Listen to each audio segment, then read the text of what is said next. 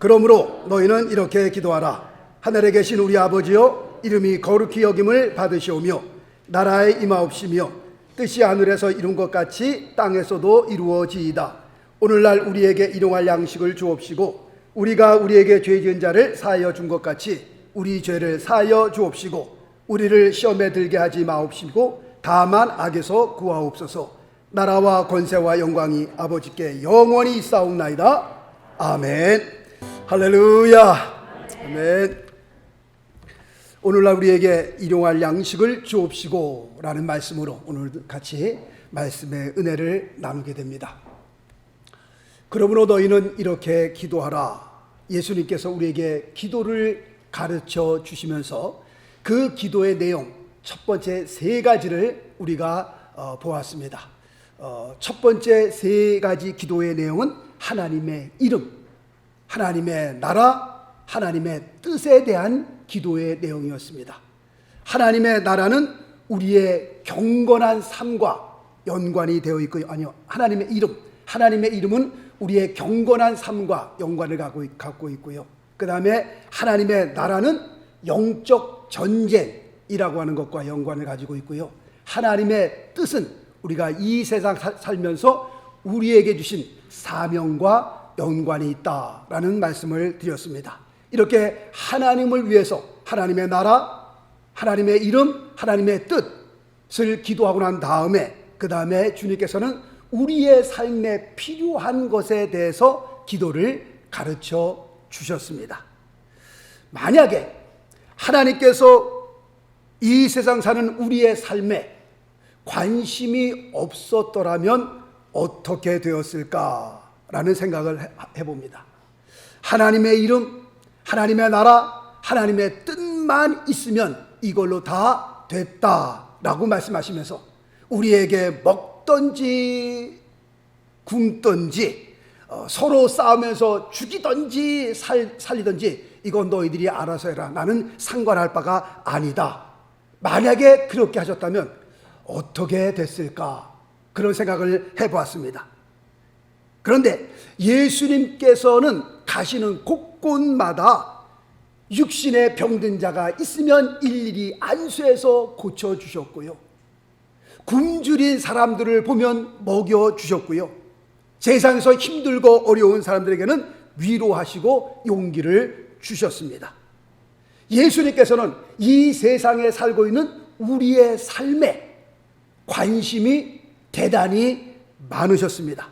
그래서 그런지 우리의 삶에 관한 기도를 가르쳐 주실 때에 제일 먼저 하신 말씀은 우리의 먹을 것에 대한 기도를 가르쳐 주셨습니다.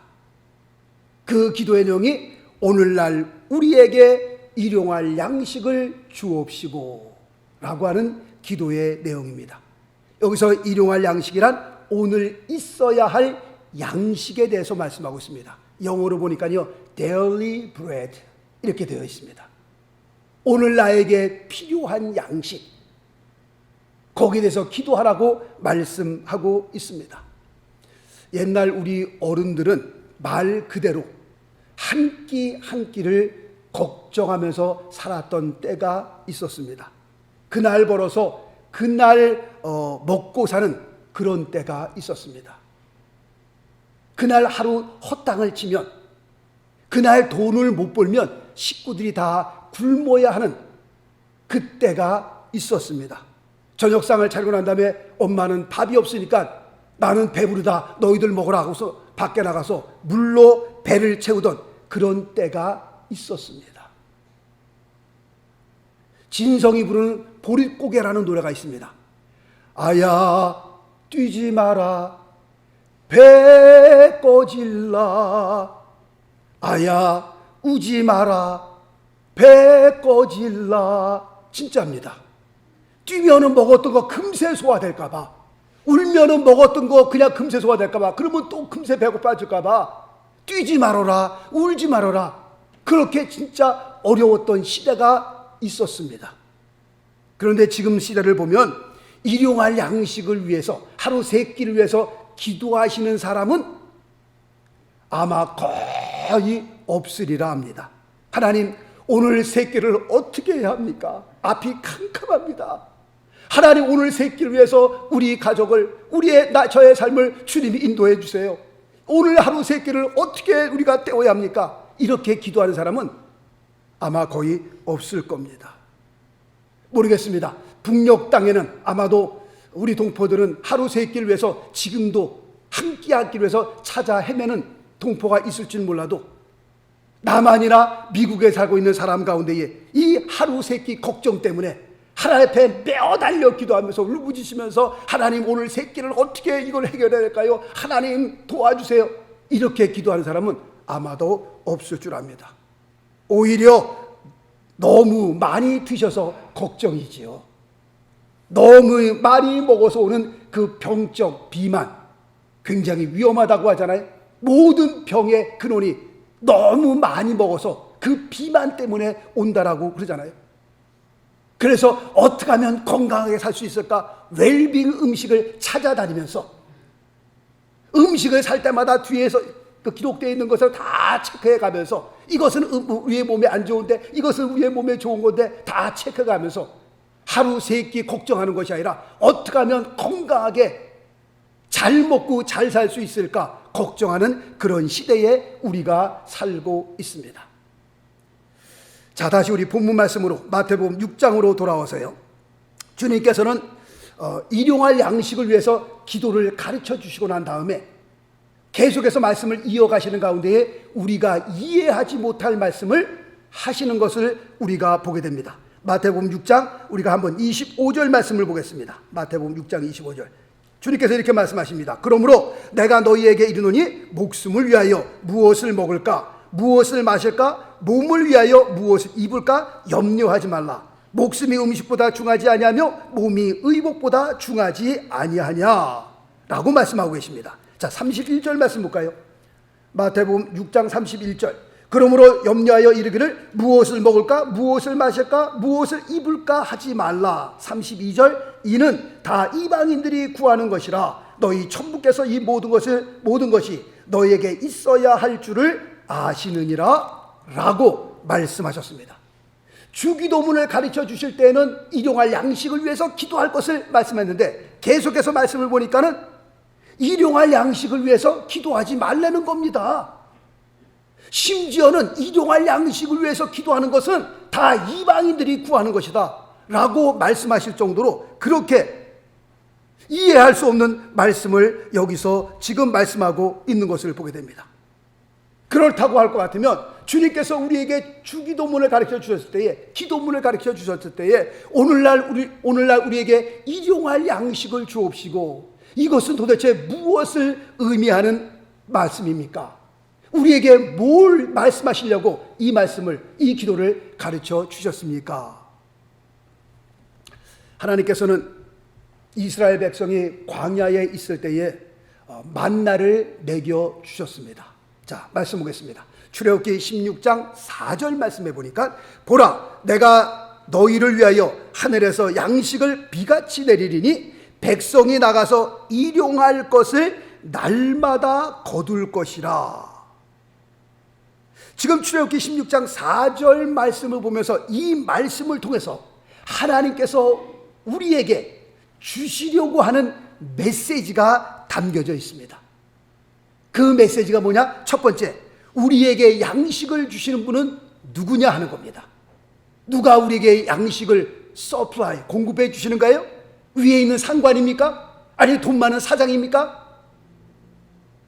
농사를 짓는 사람들을 보면 물론 사람이 밭을 가꾸고 그 다음에 사람이 나가서 씨앗을 뿌립니다. 그러나 햇빛을 주고 비를 주시고 생명을 자라게 하시는 분은 누구예요? 하나님이십니다. 그리고 그 수확을 거두게 하시는 분은 누구예요? 하나님이십니다. 사람의 노력이 있지만 궁극적으로, 결과적으로 그 수확해 하시는 분은 하나님이시다라는 것을 여기서 말씀하고 있는 겁니다. 자, 시편 말씀 보겠습니다. 127편 1절 말씀 보니까, 여호와께서 집을 세우지 아니하시면, 물론 집은 누가 세우는 거예요? 사람이 세우는 거예요. 그러나 여호와께서 궁극적으로 하나님께서 집을 세우지 아니하시면 세우는 자의 수고가 어떻게 해요? 헛된 겁니다. 여호와께서 성을 지키지 아니하시면 물론 성은 사람이 지키는 겁니다. 그러나 궁극적으로 하나님께서 그 성을 지켜주시지 않으면 파수꾼의 경성함이 헛되도다 라고 말씀하고 있습니다. 그 다음 절 시편 127편 2절 너희가 일찍 일어나며 늦게 누우며 수고의 떡을 먹음이 헛되도다. 열심히 뛰잖아요. 누구보다도 새벽에 일찍 일어나고 누구보다도 늦게까지 일해서 늦게 들어놓고, 그러나 하나님께서 그 집을 세우지 않고 하나님께서 그 성을 지켜주시지 않으면 내가 일찍 일어나고 늦게 자도 다 허사라는 겁니다. 열심히 뛰어서 뭐 앞에서 막 굉장히 남는 것 같은데 뒤돌아보면 다 미치는 장사에 다. 그렇게 많은 돈들이 다 어디로 빠져나가는지 모르겠습니다. 그러나 앞에는 좀 허술한 것 같은데 뒤돌아보면 얼마나 이익이 많은지 몰라요. 하나님께서 지켜주시고 하나님께서 함께하여 주시지 않으면 안 되는 겁니다. 그 하루하루의 일용할 양식을 누가 공급해 주는 거예요? 내가 공급하는 거예요? 위에 있는 상사가, 사장들이 해주는 거예요? 아니요. 궁극적으로 누구의 손에 있는 거예요? 하나님의 손에 있는 거예요. 이스라엘 백성을 광야에서 40년 동안 매일 먹이신 것은 누가 먹이신 거예요? 하나님이 먹이신 겁니다. 하나님. 사람이 아플 때 수술은 의사가 합니다. 그러나 의사가 고치는 것 절대로 아닙니다. 의사는 뭐만 하는 거예요? 가르고 찢고 떼어내고 그 다음에 닦기만 하는 겁니다. 그러면 다 닫아놓으면 창조주 하나님께서 다 모든 내장들이 다 자리를 잡게 하시고 그 다음에 방구 한번 붕 끄고 그 다음에 낫게 하시는 분은 하나님이 낫게 하시는 겁니다. 의사들도 모르는 겁니다. 그 원인만 알고 갈라서 그냥 떼어내고 다 하고 난 다음에 닫는 거지 의사가 고치는 거예요? 아니에요. 의사들도 어떻게 낫는지 모릅니다. 그 어린아이 뼈가 자라나잖아요. 그 어린아이 뼈가 어떻게 자라는지 아직도 모릅니다. 그걸 원인을 찾아낼 수가 없습니다. 어떻게 그 꿈 어린아이가 그 어린 생명이 자라면서 이 뼈가 자라나는지 그건 아직도 모르는 겁니다. 수술하면 다 의사가 고치는 것 같아요? 아니요. 마지막 그 생명은 누가 붙들고 있는 거예요? 하나님이 붙들고 계신 거예요. 하나님이 고쳐주시고요. 하나님이 역사하시는 겁니다. 우리의 생명은 누구의 손 안에 있는 거예요? 하나님의 손 안에 있는 거예요. 우리의 일용할 양식을 누가 주시는 거예요? 내려주시는 거예요? 하나님이 내려주시는 겁니다. 이걸 알게 하기 위해서 매일 하늘에서 만나를 내려주셨던 겁니다. 일용할 양식을 하나님께서 내려주셨던 겁니다. 두 번째, 우리에게 주시는 메시지가 있습니다. 말씀 보겠습니다. 출애굽기 16장 4절 말씀해 보니까 하늘에서 양식을 비같이 내리리니 백성이 나가서 일용할 것을 날마다 거둘 것이라. 이같이 하여 나의 율법을 준행하나 아니하나 내가 시험하리라. 무슨 뜻입니까? 어떤 사람은요 매일 나가기가 귀찮으니까 그날 나가서요 이틀치를 거두어 오는 사람이 있어요. 내일은 푹 자고 그냥 이틀치 거둬온 거 먹어야 되겠다라고 했던 사람이 있습니다. 그런데 희한하게 그 다음날 보니까요 그 만나에 어떻게 해요? 벌레가 생기고 그 다음에 그 만나가 다 썩어버리고 말았어요. 야, 오늘 하루 좀 그냥 늦잠 자고 좀 편하게 지내라고 했더니 어저께 거둬온 그 만나가 다 썩어버리고 말았습니다. 오직 만나를 2배로 거둘 수 있는 날은 언제예요? 안식일 전날입니다. 안식일을 거룩하게 지키기 위해서 하나님께서 6일째는 5일째는 2배로 걷게 했어요. 2배로. 그것도 희한하게 안식일 전날이 아닌 그냥 보통 날은 2배로 걷어왔는데 그 다음날 벌레가 생기고 다 썩었는데 희한하게 안식일 전날 2배로 걷어온 것은 안식일 날 보니까 그대로 있는 거예요. 벌레도 안 생기고 썩지도 않고 그대로 있는 겁니다. 이것은 양식을 통해 하나님께서 우리의 믿음을 시험고자 함이었습니다.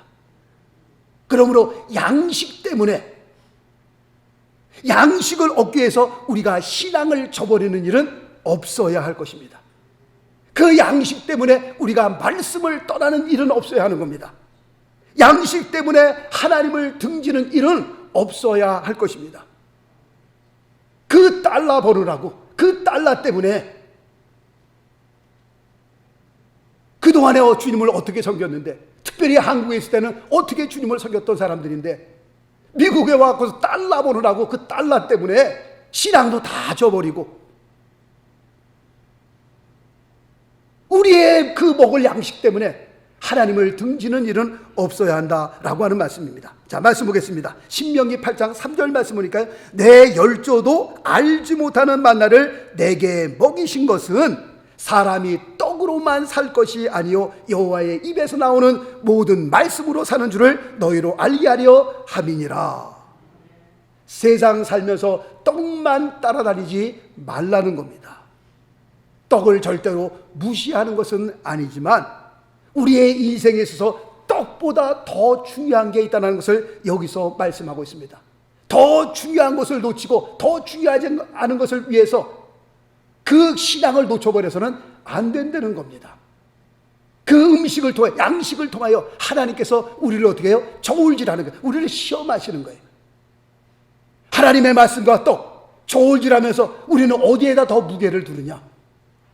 썩어질 이 세상에 그 양식 때문에 말씀을 저버리고 하나님을 예배하는 일을 등지고 그런 일은 없어야 될 것이다 라고 주님께서 말씀하고 있는 겁니다. 다 먹여주시잖아요. 너무 힘듭니다. 너무 어렵습니다. 새 생명이 태어나면요, 개 먹을 건 개가 가지고 태어난다고 그러잖아요. 산입에 거미줄 주겠냐는 거예요. 세상 믿지 않는 사람도 그렇게 믿고 있는데, 하나님을 믿는, 전능하신 하나님을 믿는 사람들이 말씀드리잖아요. 까짓거 뭐 주님을 열심히 섬기다가 죽으면 죽지 뭐, 그런 각오가 좀 있어야 될 거 아니겠어요? 그 달러 몇 푼 때문에 신앙을 놔버리고 믿음을 놔버리고 양식 때문에 그런 일은 없어야 할 것이다 라고 말씀하고 있습니다. 물론 말씀드린 것처럼 떡을 무시하는 건 아닙니다. 그러나 떡보다 더 귀중한 것을 우리가 놓쳐버린다면 그 떡이 무슨 의미가 있겠냐는 거예요. 떡과 하나님의 말씀을 저울질해 보면서 과연 우리는 어느 쪽에 무게를 더 둬야 되느냐? 하나님께서 우리에게 말씀하고 계시는 겁니다. 그 다음에 세 번째로는 일용할 양식을 통해서 물질로부터 자유케 하기를 원하시는 겁니다. 자유하기를 원하시는 겁니다. 자, 말씀 보겠습니다. 빌립보서 4장 11절 말씀 보니까, 내가 궁핍함으로 말하는 것이 아니라 어떠한 형편에든지 내가 자족하기를 배웠노니, 어떤 형편에 처하든지 내가 만족하기를 배웠노니. 자, 그 다음 말씀 볼까요? 빌립보서 4장 12절 말씀 보니까, 내가 비천에 처할 줄도 알고 풍부에 처할 줄도 알아. 모든 일에 배부르며 배고픔과 그리고 풍부와 궁핍에도 일체의 비결을 배웠노라. 사도 바울의 고백입니다. 일용할 양식은 우리의 삶의 만족과 연관을 가지고 있습니다. 내가 어디에 처했든지 간에 빈궁하면 빈궁한 대로, 풍성하면 풍성한 대로, 내가 배부르면 배부른 대로, 내가 배고프면 배고픈 대로 그 자리에서 우리의 삶의 자족함을 배워야 할 것이다 라고 성경은 말씀하고 있습니다. 한 달에 우리가 2,000불을 법니까? 그러면 2,000불에 맞게끔 우리가 살 수 있어야 합니다. 2,000불 버는 사람이 5만 불 버는 사람, 그 사람 따라가려면요 큰일 나는 겁니다. 2,000불 버는 사람은 2,000불의 삶이 있고요, 5만 불 버는 사람은 또 5만 불 버는 사람의 삶이 있습니다. 만나를 거둘 때에 어떤 사람은 많이 거두는 사람이 있습니다. 어떤 사람은 좀 적게 거두는 사람이 있었습니다. 그런데 말씀 볼까요? 출애굽기 16장 18절 말씀 보니까, 오멜로 되어본 즉 많이 거둔 자도 남음이 없고 적게 거둔 자도 부족함이 없이 각기 식량대로 거두었더라 라고 말씀하고 있습니다. 목사님, 저 2,000불 갖고 절대로 못 살아요. 그런데 다 살고 있습니다. 이게 하나님의 은혜예요. 어떤 사람은 그래요. 저는 목사님 11조 절대로 못 내요. 11조 내가 어떻게 살아요? 그런데 11조 내는 사람들 보니까 그 어려운 가운데 다 살더라고 보니까요. 그거 참 희한해요. 11조를 안 내다가 11조를 내기를 시작해서 11조를 내는데 11조를 안 낼 때와 11조를 낼 때와 삶이 그렇게 차이가 없다니까요. 오히려 하나님께서 더 은혜를 베풀어 주셔가지고요. 삶이 그렇습니다. 11조 내면 그냥 우리 집안이 다 망하고 죽을 것 같은데, 다 굶어 죽을 것 같은데 그렇지 않다니까요. 어떤 사람은요, 만나를 많이 거두고 어떤 사람 적게 얻은데도 부족함이 없이, 남음이 없이 하나님께서 각기 다 그 가정대로 하나님께서 먹여 살리시더라고 보니까요. 이것을 우리는 뭐라고 불러요? 하나님의 은혜라고 부르는 겁니다. 그러니까 2,000불 버는 사람들이 2,000불 버는 가운데에서 하나님 앞에 만족하고, 50,000불 버는 사람은 50,000불 버는 가운데서 하나님 앞에 또 만족하고, 삶이 그렇습니다. 누가 누구를 흉내내려고 하면 큰일 나는 겁니다. 이 세상 살면서 나만 오직 힘들어요? 나만 어렵습니까? 아니요. 눈을 들어 옆을 보세요. 나보다 힘들고 나보다 어려운 사람들 훨씬 더 많이 있습니다.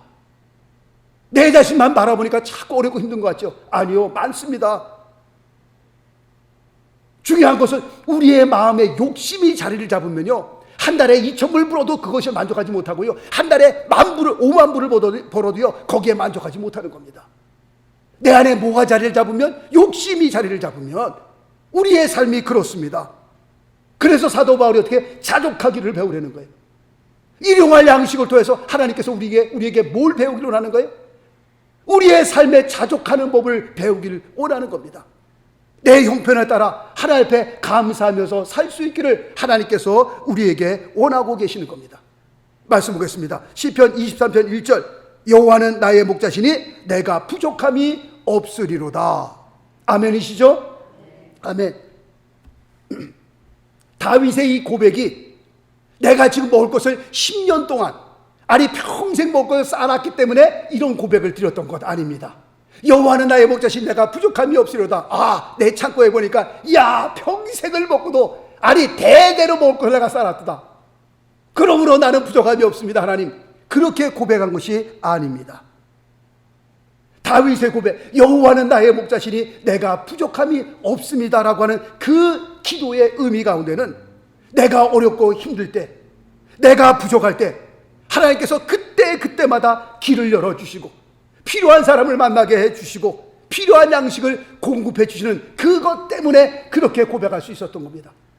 내가 사망의 음침한 골짜기로 다니는 그런 가운데서도 하나님께서 나를 인도해 주시고 거기서 나를 죽이지 아니하시고 나를 끄집어내 주신 하나님의 은혜. 다윗의 삶 가운데 어려움이 없었어요? 힘든 일 없었어요? 아니요. 다윗의 삶을 읽어보세요. 얼마나 어려움이 많았나, 얼마나 힘든 일이 많았나. 오죽했으면 한 발자국 더 나가면 사망과 나와 사이는 한 발자국이라고 그렇게 고백했을까요? 정말 죽음 직전까지 날벼락 바로 앞에까지 갔던 사도 바울의 고백이었습니다. 그런 가운데서도 여호와는 나의 목자시니 내가 부족함이 없습니다 라고 고백할 수 있었던 것은 지금 힘들지만 어렵지만 그때마다 하나님께서 도와주시고 힘주시고 인도해 주신 그 하나님의 은혜를 경험했기 때문에 그렇게 고백할 수 있었던 겁니다. 말씀 보겠습니다. 데살로니가 후서 3장 16절 말씀, 평강의 주께서 친히 때마다 일마다 너희에게 평강 주시기를 원하노라. 아멘. 할렐루야. 평강의 주께서 친히 때마다 일마다 너희에게 평강 주시기를 원하노라. 이 말씀처럼 우리가 이 세상을 사는 동안에 하나님의 은혜로 말미암아 때마다 일마다 도우시는 하나님의 역사를, 하나님의 은혜를, 하나님의 손길을 경험할 수 있기를 바라겠습니다. 평생 살면서 일용할 양식이 떨어지지 않게 하시고